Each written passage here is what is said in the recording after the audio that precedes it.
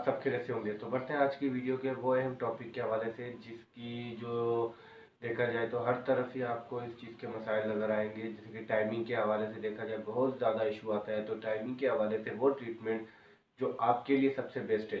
यानी कि बहुत से ऐसे ट्रीटमेंट भी हैं जिनके साइड इफ़ेक्ट्स भी होते हैं। हर ट्रीटमेंट का हद से ज़्यादा यूज़ करना साइड इफ़ेक्ट में शुमार होता है, पर लेकिन वो मेडिसिन जिसके कोई साइड इफ़ेक्ट ना हो, जो आप डेली रूटीन में खा सकें। तो आज की ये वीडियो उन व्यूवर्स के लिए बहुत ही अहम है। एक मुझे कई व्यूवर्स के मुझे व्हाट्सएप पर मैसेजेस वगैरह भी आए थे कि जिन्होंने मुझसे यही कहा था कि टाइमिंग के हवाले से बहुत इशू है, न्यू शादी हुई है तो उन्हें ये कि टाइमिंग का बहुत इशू आता है। टाइमिंग के अलावा स्टेमिना में भी प्रॉब्लम होती है और स्ट्रेंथ में भी प्रॉब्लम होती है और वीकनेस भी बहुत ही ज़्यादा होती है। तो इनके लिए ये वीडियो बहुत ही अहम है। वीडियो पूरी देखिएगा ताकि आपको हर तरीके से उस मेडिसिन का इस्तेमाल करना और उसके साथ जो दूसरी मेडिसिन इस्तेमाल करनी है, दोनों का तरीक़ेकार आपको सही तरीके से समझ में आ सके। अगर आप मेरे चैनल पर न्यू हैं तो मेरे चैनल को सब्सक्राइब कर दें और नीचे दिए गए बेल आइकन को जरूर दबा दें ताकि हर न्यू आने वाली वीडियो का नोटिफिकेशन जो है आपको सबसे पहले मिल सके।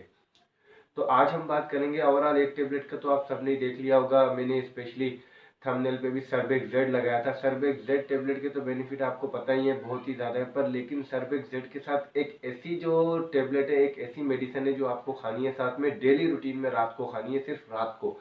सारी टाइमिंग में लेने की आपको ज़रूरत नहीं है, सिर्फ डेली रात को आप एक टेबलेट आपको सर्बेक्स जेड लेनी है, पानी के साथ गोली लेनी है, ऊपर आपको दूध पी लेना है। ये चीज़ हमेशा याद रखें, कोई भी मेडिसिन लेते हैं मेडिसिन हमेशा पानी के साथ लिया करें, उसके ऊपर ये है कि दूध पी लिया करें। आप कोई भी मेडिसिन पानी के साथ लेना इसलिए बेहतर है कि पानी में कोई भी केमिकल वगैरह किसी भी किस्म के कुछ भी यानी कि इंग्रेडिएंट्स शामिल नहीं होते हैं।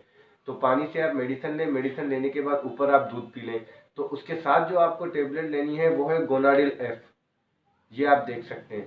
गोनाडिल एफ टेबलेट है जो आपको डेली रूटीन में लेनी है। अगर आपकी एज मैक्सिमम 19 साल से अबव है, यानी कि 20-25 या इसके दरमियान में है, या 25 से अबव भी है, तब भी आप एक रूटीन में लें तो बेहतर है।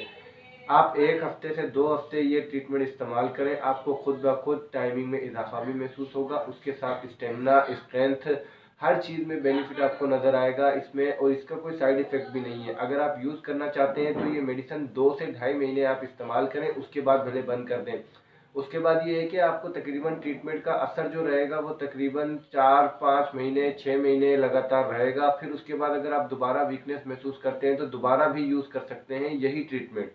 इसमें कोई घबराने वाली बात नहीं है, पर कोई भी ट्रीटमेंट लगातार यूज़ नहीं करना आपको। 1-2 महीने इस्तेमाल करके फिर आप उसे बंद कर दें, फिर उसके बाद दोबारा कंटिन्यू कर सकते हैं 2-4 महीने के बाद। तो गोनाडिल एफ का जो यूज़ था वो भी मैंने आपको बता दिया, साथ में सर्बेक्स जेड आपको लेनी है, पर एक चीज़ हमेशा याद रखेंगे, गोली पानी से लीजिएगा, ऊपर उसके दूध पी लीजिएगा आप। और गोनाडिल एफ भी जो कैप्सूल फॉर्म में आता है तो आपको वो भी पानी से लेना है और ऊपर दूध पी लेना है आपको। डेली रात को दोनों एक एक कैप्सूल लेने हैं आपको। अगर आपको ये घबराहट करते हैं या बेचैनी या इस किस्म की कोई कंडीशन होती है तो आप ये दोपहर के टाइम पर लेना शुरू कर दें। इस टाइम पर तो बहुत ही ज़्यादा गर्मी है, तो फिर ये है कि शाम की जो इवनिंग की टाइमिंग है, इवनिंग की टाइमिंग में आप ले लें, वो आपके लिए सबसे बेस्ट रहेगा जिस टाइम पे ठंडा माहौल होता है। तो अगर इसके अलावा भी आपको कोई भी जानकारी या इन्फॉर्मेशन वगैरह किसी भी किस्म की कोई भी चाहिए तो नीचे आप मुझे कमेंट कर सकते हैं, या किसी चीज़ के मुतालिक आपको वीडियो वगैरह के बारे में नॉलेज चाहिए कि आप ये चाहते हैं कि मैं उसकी भी वीडियो बनाऊं या उस मेडिसिन की या उस ट्रीटमेंट की वीडियो बनाऊं, तो वो भी आप मुझे बता सकते हैं, मैं उसके मुतालिक भी आपको नॉलेज फराहम करूंगा। व्यूअर्स, अपना ख्याल रखिएगा, मिलेंगे नेक्स्ट वीडियो के साथ। अल्लाह हाफिज़।